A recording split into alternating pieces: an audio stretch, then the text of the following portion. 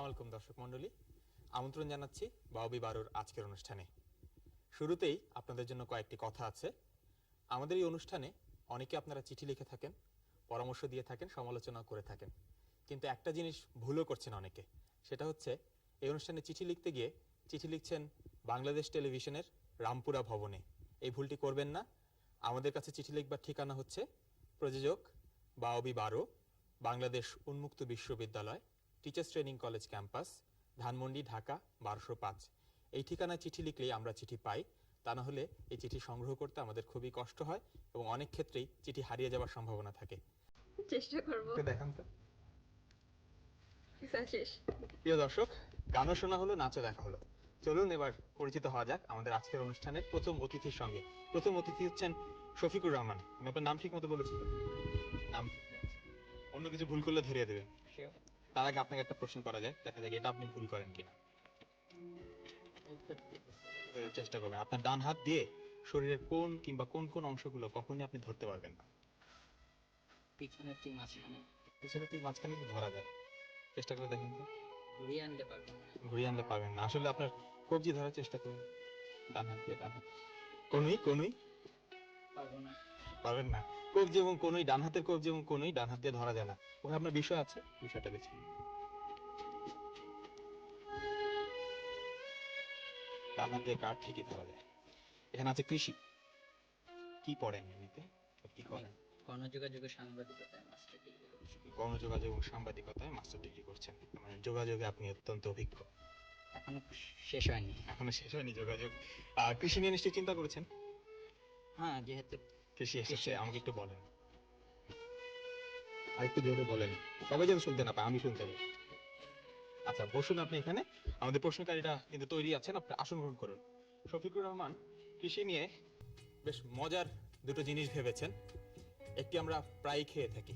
এই মজার প্রশ্নটি যেটা আমি করেছিলাম, অর্থাৎ হাত দিয়ে কোনই ধরা যায় কিনা, এটি পাঠিয়েছেন আমহাট্টা নারায়ণগঞ্জ থেকে মোস্তাফিজুর রহমান মিন্টু। মিন্টুকে ধন্যবাদ। চলুন যাওয়া যাক কৃষি বিষয়ক প্রথম অনুষঙ্গে, বাউবি এক। আচ্ছা, আপনি কি কোনো কৃষি পণ্যের কথা ভাবছেন? না, আমি কোনো কৃষি পণ্যের কথা ভাবছি না। আচ্ছা, কৃষি সমস্যার কথা ভাবছেন? না, ঠিক সমস্যাও নয়। তাহলে কোনো কৃষি ব্যবস্থার কথা? হ্যাঁ, কৃষি ব্যবস্থা এটি একটি। আচ্ছা, এই কৃষি ব্যবস্থাটা কি উদ্ভিদ জগতের সাথে জড়িত? না। প্রাণী জগতের সাথে জড়িত? হ্যাঁ, প্রাণী জগতের সাথে জড়িত। আচ্ছা, এটা কি জলজ উদ্ভিদ হতে পারে? না, এরপরে তার জলজ উদ্ভিদ হওয়ার কথা নয়। আচ্ছা, এটা কি গৃহপালিত?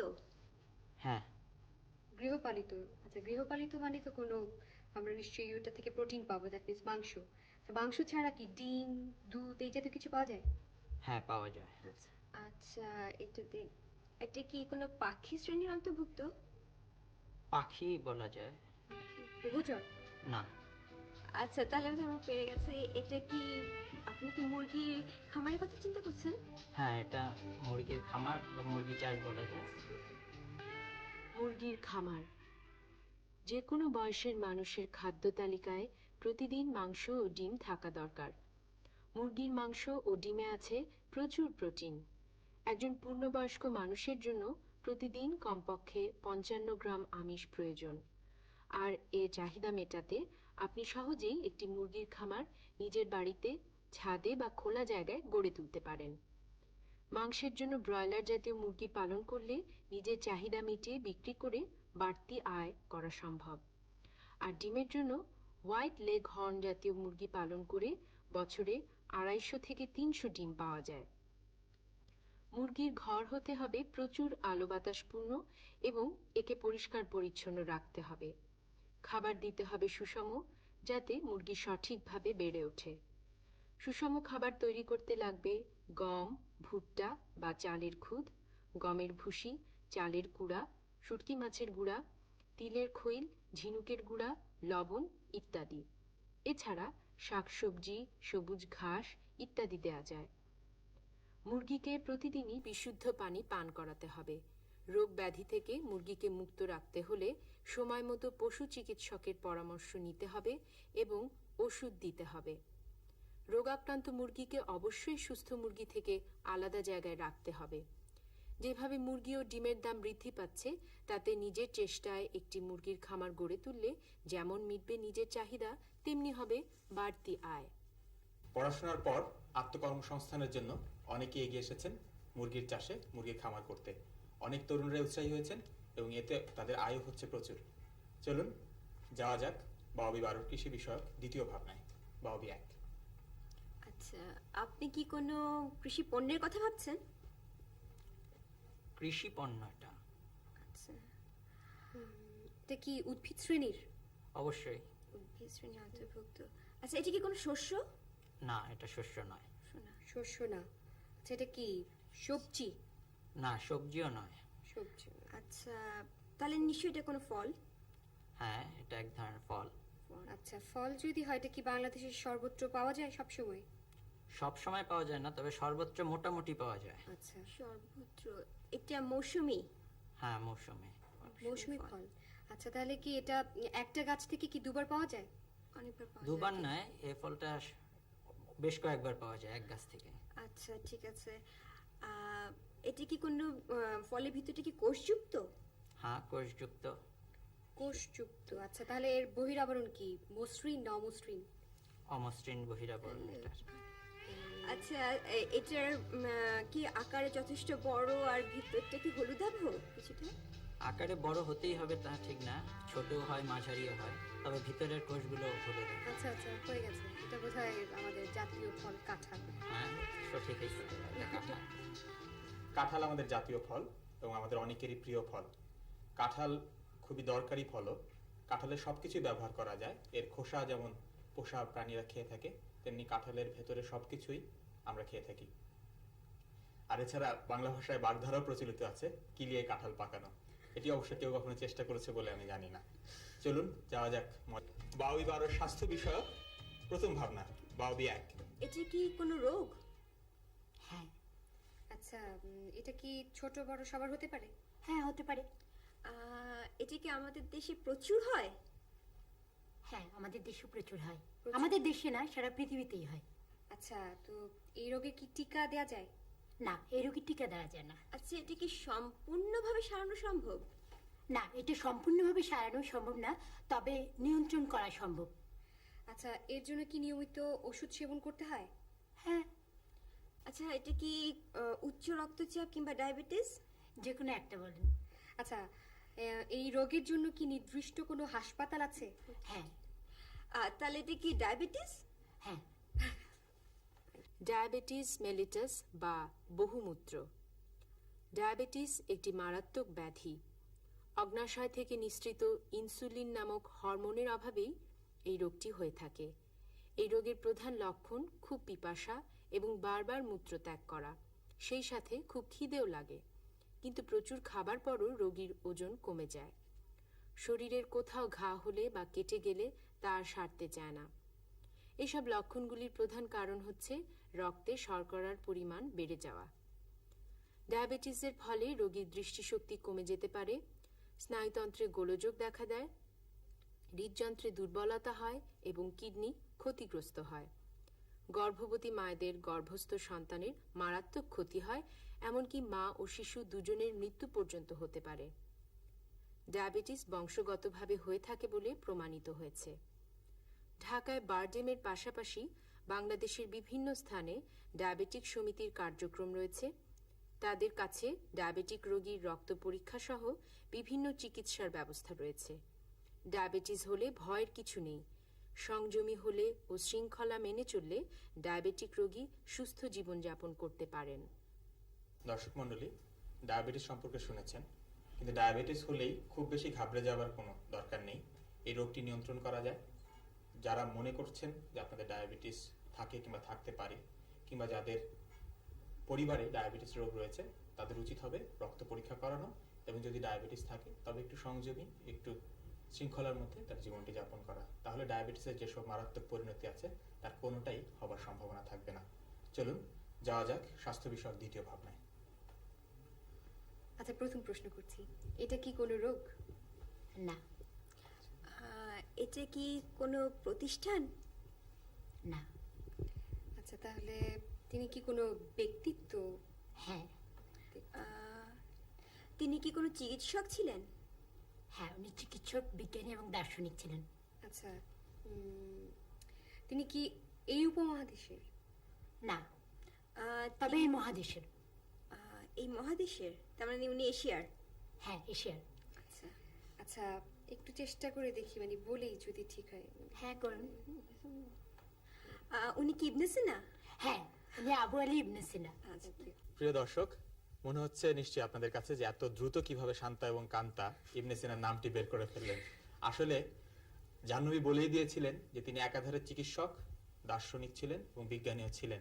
এই তিনটি গুণের সমন্বয় খুব কম চিকিৎসকের মধ্যেই ছিল, এবং তিনি যেহেতু এশিয়ার অধিবাসী বলা হয়েছিল, কিউটা খুব সহজ হয়ে যাওয়াতে তারা পেরে গেছেন। আবু আলী ইবনে সিনা একজন চিকিৎসক ছিলেন, তিনি মধ্য এশিয়ার অধিবাসী ছিলেন, এবং আজকে যে ডাক্তাররা কিছু হলেই শিরা দেখে থাকেন, এই শিরার বৈশিষ্ট্য নিয়ে তিনি প্রথম শুভ বিজ্ঞানের দুটো আবিষ্কারের কথা ভেবেছেন, এবং আমরা প্রায় ব্যবহার করি ইদানিং। শুরু হচ্ছে বিজ্ঞান বিষয়ক বাওবি 12 প্রথম ভাবনা, বাওবি 1। আচ্ছা, আপনি বিজ্ঞানের যে বিষয় নিয়ে ভাবছেন সেটা কি কোনো যন্ত্র? হ্যাঁ, এটা একটা যন্ত্র। আচ্ছা, এর ব্যবহার কি আমাদের দেশে আছে? হ্যাঁ, আছে। আচ্ছা, এই যন্ত্র কি দৈনন্দিন কাজে লাগে এমন কিছু? হ্যাঁ, সবার না লাগলেও অনেকের খুব দরকারি জিনিস। আচ্ছা, এটা দিয়ে কি কোনো পণ্য উৎপন্ন করা যায়? না, এটাতে কোনো পণ্য উৎপন্ন হয় না। এটা কি যানবাহনের সাথে সম্পর্কিত? হ্যাঁ, না, যানবাহনের সাথে কোনো সম্পর্কিত না। আহ, এটা দিয়ে যোগাযোগ করা যায়? হ্যাঁ, যোগাযোগ করা যায়। যোগাযোগ করা যায়। আচ্ছা, যোগাযোগ যদি করা যায় তাহলে কি কথাবার্তা বলা যায়? কথাবার্তা আরো কিছু হয় এটা আর কিছু হয়? তাহলে তো টেলিফোন না এটা। তাহলে এটা দিয়ে কি দলিল পত্র, মানে ছবি, এগুলি প্রেরণ করা যায়? হ্যাঁ, নিশ্চয়ই। তাহলে এটা কি ফ্যাক্স? হ্যাঁ, এটা fax machine. Thank you. Fax বা ফ্যাক্সিমিলি মেশিন। দেশের বড় বড় শহরের রাস্তায় রাস্তায় এখন চোখে পড়ে বিভিন্ন সাইনবোর্ড, যাতে লেখা থাকে এখান থেকে ফ্যাক্স করা যায় ইত্যাদি। গত 4-5 বছরের মধ্যে কত দ্রুত এই নতুন যন্ত্রটির ব্যবহার ছড়িয়ে পড়েছে সারা দেশে। বিজ্ঞানের এই নতুন উপহার বিশ্বের যোগাযোগ মাধ্যমের এক বিরাট অগ্রগতি। টেলিফোনের পর সম্ভবত এই ফ্যাক্স মেশিন পরস্পরের যোগাযোগের ক্ষেত্রে উল্লেখযোগ্য সংযোজন। এই স্বল্প পরিসরে ফ্যাক্স মেশিনের কারিগরি ব্যাখ্যা দেওয়া সম্ভব নয়, তবে এর ব্যবহার ও উপযোগিতা নিয়ে কিছু আলোকপাত করা যায়। অনেকটা ফটোকপি মেশিনের মতো কারিগরি বৈশিষ্ট্যপূর্ণ, তবে আকারে ছোট এই ফ্যাক্স মেশিন। এই মেশিনটি একটি টেলিফোন লাইনের সাথে সংযুক্ত করতে হয়। তারপর টেলিফোন কলের মতোই সহজভাবে এই মেশিনটি ব্যবহার করা যায়। ফ্যাক্স মেশিনের সাহায্যে আমরা যে কোনো দলিল, চিঠি, নকশা বা কাগজে ছাপানো যা কিছু টেলিফোন কলের সাহায্যে বিশ্বের যে কোনো জায়গায় পৌঁছে দেওয়া যায়, হুবহু একইভাবে। এইভাবে আবার একই ফ্যাক্স মেশিনের সাহায্যে অন্য প্রান্ত থেকে পাঠানো সব কিছুর হুবহু প্রতিকৃতি এই প্রান্তে সংগ্রহ করা যায়। মুহূর্তের মধ্যে আদান প্রদান করা যায় চিঠিপত্রের, পৃথিবীর এক প্রান্ত থেকে অন্য প্রান্তে। এই মেশিন তাই আন্তর্জাতিক যোগাযোগ নেটওয়ার্কের ক্ষেত্রে একটি অপরিহার্য যন্ত্রে পরিণত। আপনারা এতক্ষণ ফ্যাক্স মেশিন সম্পর্কে জানলেন। এটি যোগাযোগ ব্যবস্থায় একটি আধুনিকতম যন্ত্র, যার মাধ্যমে আমরা দলিলপত্র এক জায়গা থেকে আরেক জায়গায় পাঠাতে পারি। কিন্তু এর চাইতে আধুনিক ব্যবস্থা এসেছে, সেটি হচ্ছে ইমেইল, ইলেকট্রনিক মেইল, যেটি পার্সোনাল কম্পিউটারের সাহায্যে এক জায়গা থেকে আরেক জায়গায় পাঠিয়ে দেওয়া যায় টেলিফোন লাইনের মাধ্যমে। অবশ্য বাংলাদেশে এখনো ইমেইল চালু হয়নি। চলুন যাওয়া যাক দ্বিতীয় ভাবনায়, বিজ্ঞান বিষয়ক দ্বিতীয় ভাবনা, বাওবি 1। আমি প্রশ্ন করছি, আপনি কি কোনো আবিষ্কারের কথা ভাবছেন? না, কোনো আবিষ্কারের কথা না। তাহলে কি কোনো যন্ত্রের কথা ভাবছেন? না, এটা যন্ত্রও না। কোনো বিজ্ঞানীর কথা ভাবছেন? হ্যাঁ, উনি এটা বিজ্ঞানী। আচ্ছা, তিনি কি বর্তমানে বেঁচে আছেন? না, উনি অনেক আগে মারা গেছে। তিনি কি এশিয়া মহাদেশের? না, উনি এশিয়া মহাদেশের না। তাহলে কি উনি ইউরোপীয় কোনো? হ্যাঁ, উনি জন্মসূত্রে ইউরোপীয়, কিন্তু পরে অন্য মহাদেশে চলে যান। আচ্ছা, উনি কি এমন কিছু আবিষ্কার করেছেন যা ইতিহাসে যুগান্তকারী আবিষ্কার বলে মনে করা হ্যাঁ, হয়? নিশ্চয়ই। আচ্ছা, তিনি কি নোবেল পুরস্কার পেয়েছেন? হ্যাঁ, নোবেল পুরস্কার পেয়েছে। আপনি কি বলবেন? আচ্ছা তিনি কি সঙ্গীত অনুরাগী ছিলেন? মানে সঙ্গীত প্রিয়? হ্যাঁ। হ্যাঁ, উনি সঙ্গীত প্রিয় ছিলেন। বেহালা বাদক। আচ্ছা, তার এই আবিষ্কারকে অপব্যবহার করা হয়? হ্যাঁ, ইচ্ছা করলে সবাই ব্যবহার করতে পারেন, আপনিও পারেন। আচ্ছা এই এই উনি কি কোনো গাণিতিক সূত্র আবিষ্কার করে গিয়েছেন যেটা যুগান্তকারী একটা? হ্যাঁ। 12টা প্রশ্ন হয়ে গেছে। আজকে শান্তা এবং কান্তা শেষ প্রশ্নে এসে ভরাডুবি ঘটিয়েছেন। অবশ্য এটি আপনাদের জন্য সুসংবাদ। শুরুতে যেমন চিঠির কথা বলেছিলাম, এবার চিঠি লিখবার একটা সুযোগ পাওয়া গেল। এই প্রশ্নের উত্তর 15 দিনের মধ্যে পাঠাবেন আমাদের ঠিকানায়। আমাদের ঠিকানা প্রযোজক বাওবি 12, বাংলাদেশ উন্মুক্ত বিশ্ববিদ্যালয়, teachers training college campus, Dhanmondi, Dhaka 1205। আপনাদের উত্তরের প্রত্যাশায় রইলাম। এবার চলুন যাওয়া যাক মজার প্রশ্নে। দেখা যাক এটাতে শুভকে শান্তা এবং কান্তা আটকাতে পারেন কি। আপনি তো স্বাস্থ্য সম্পর্কে সচেতন। সম্পূর্ণ সচেতন না হলো তা গড গিফটেড, আল্লাহর দান। আচ্ছা ঠিক আছে, আমি একটা লোককে চিনি, উনি নিজের স্বাস্থ্য সম্পর্কে খুব সচেতন। এবং স্বাস্থ্য রক্ষার জন্য তিনি রোজ খাঁটি গরুর দুধ খান। কথাটা কি সত্যি? খাঁটি গরুর দুধ আমি খুব কম খাই, এই জন্য আমার এটা সম্বন্ধে কোনো ধারণা নেই। খুবই ভালো একটা ধারণা। একটু চিন্তা করে, একটু চিন্তা খাঁটি করো। গরুর দুধ খাচ্ছে সে, এটা সত্যি না মিথ্যা বলে কি? সে খাঁটি দুধ খাঁটি গরুর দুধ খাচ্ছে সে, খুব সোজা। খুব সোজা, একটু চিন্তা। খাঁটি গরু না, গাভীর দুধ হবে। না, এটা পাচ্ছি না, আপনারা বলে দিন। আরেকটু করে দেখুন। দুধটা খাঁটি, গরুটা খাঁটি না। গরুর তো কোনো ভেজাল থাকে না। গরুর খাঁটি গরুর দুধ, খাঁটি দুধ হবে। খাঁটি গরুর দুধ না। শুভ যে প্রশ্নের উত্তরটি পারেননি সেটি ছিল ভেজাল গরু আর খাঁটি গরু নিয়ে। গরুর ভেজাল কিংবা খাঁটি হয় না।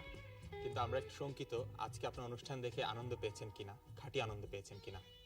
যদি পেয়ে থাকেন তাও চিঠি লিখে জানাবেন, যদি না পেয়ে থাকেন তাও চিঠি লিখে জানাবেন। এছাড়া প্রশ্নের উত্তর দিতে চাইলেও চিঠি লিখবেন। চিঠি লিখলে পোস্ট কার্ড লিখবেন। আমরা আমাদের আজকের অনুষ্ঠানের শেষ পর্যায়ে পৌঁছে গেছি।